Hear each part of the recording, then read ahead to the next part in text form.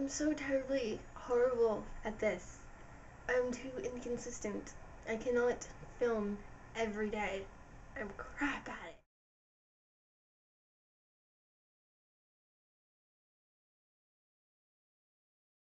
It's day 25 of VEDA, and I hope everybody had a good Easter for those of you that celebrate it.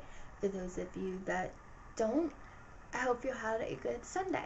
It's actually quite early. It's only like 8:30 in the morning. So I'm gonna film this and get this up early because I have a lot of stuff to do. Least of which is cleaning my house, which is a complete mess. And I also have psychology stuff to do and studying to do for exams tomorrow. Awesome. But I have 2 more days of school left, tomorrow and Thursday, and then I'm done. I'm so excited for the end of school. I don't know how I'm gonna make it through like 8 years of this. I have to be insane to plan on going straight for my PhD, but I mean, I can't do anything with just a bachelor's degree in psychology and very little with a master's. So if I go through and get my PhD, at least I'll be able to do stuff with my degree. Saturday night was also the Series 6 premiere of Doctor Who. Jasmine DVR'd it, so later that night, well, early Sunday morning, whichever way you look at it, Jasmine and I watched it. Oh my god, it's amazing. I think I'm gonna do a video that's just my reaction to it rather than, putting it here, because this video is already gonna be long enough. But it was really good, so probably tonight I'm gonna try and upload my reaction video to the Series 6 premiere. But I thought it was amazing. Just the short version, I thought it was awesome. It had me on edge.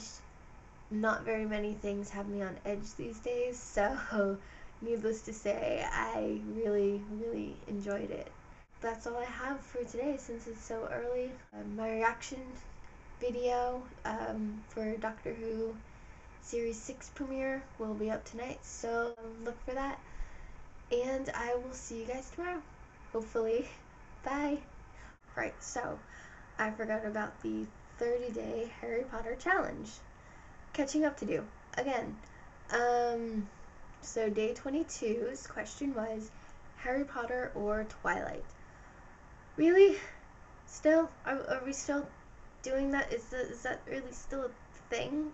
Really? I'm gonna have to go with Harry Potter. Admittedly, I was a twihard. It was the book that filled my post-Potter depression. So, I got into it before the movie and before, all the big crazy fans got into it. However, now, the books have done nothing but sit on my shelf. I'm actually planning on selling them. I've already sold back the DVDs. My grandmother got me Eclipse for Christmas, and the only time I watched it was when Jasmine made me watch it so we could listen to the imprint commentary, because it's Andrew Sims and a bunch of those people, and they're just hilarious. So I'll watch like any movie if they do commentary for it. So yeah, Harry Potter, they're really non-comparable.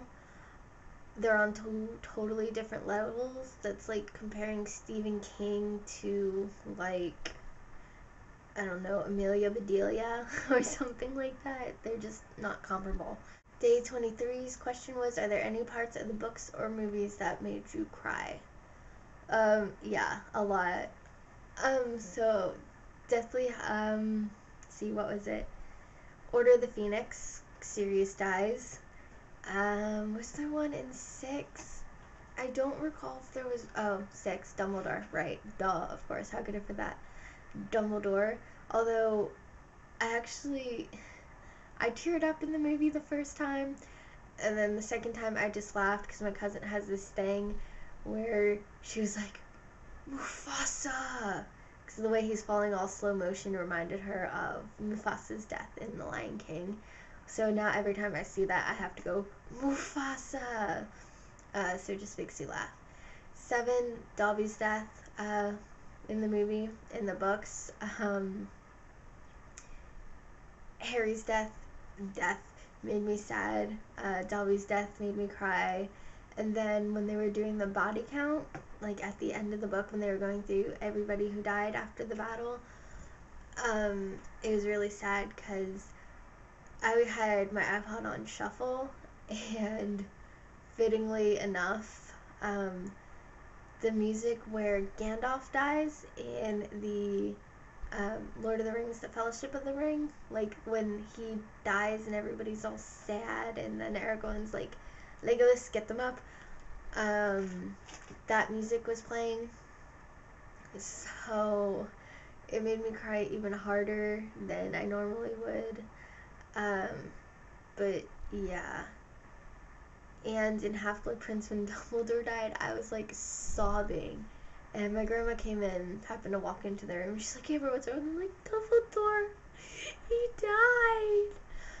So that got an eye roll. But yeah, those are the parts that made me cry. Basically everybody's deaths. God, Joe, what do you do to us? Day 24 question is really vague. It says, any particular scene you wish have been put into the movie but wasn't. Which movie? Because there are scenes in every movie that I wish would have been put in. But since Deathly Hallows Part 1 was just released, I'll go with that. I believe I mentioned it, the ones in the deleted scenes. The whole Dudley thing with Harry. It was a deleted scene, but it was not in the movie. Where Dudley's like asking why Harry isn't going. That whole scene I think should have been put in, and I think there was a scene with Petunia in the book, but I don't quite remember. But yeah, basically the closure with the Dursleys I think should have been in there.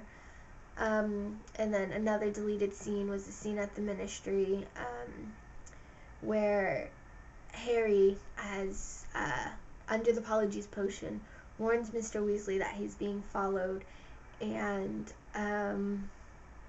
Mr. Weasley takes it as a threat. I think that should have been in there. I covered this when I talked about the deleted scene before, and it just shows the difference between how things can be taken when said by different people.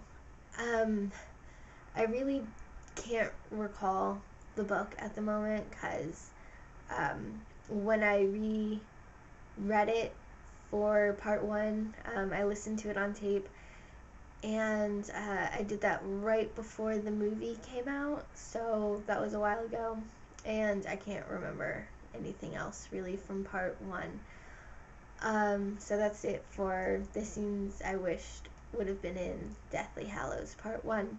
And today's question, day 25, is 19 years later.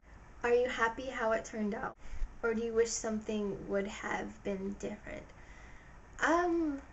For the most part, I am very happy how it turned out. I was one of the subscribers of the Harry dies theories. I thought it would have been powerful, but I do see why she didn't kill him off and why it was needed for him to live and have a happy ending. The only issue I really have are the names.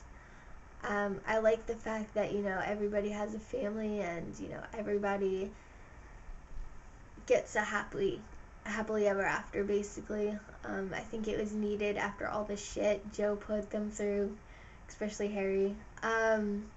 It's funny, at the end of that question, there's like a little example thing, and it's Neville married Luna, and yes, that is one thing I wish would have happened. I'm very much a Neville Luna shipper. I really love that pairing. I think it's adorable. Instead, Neville marries Hannah Abbott, who we don't see much at all.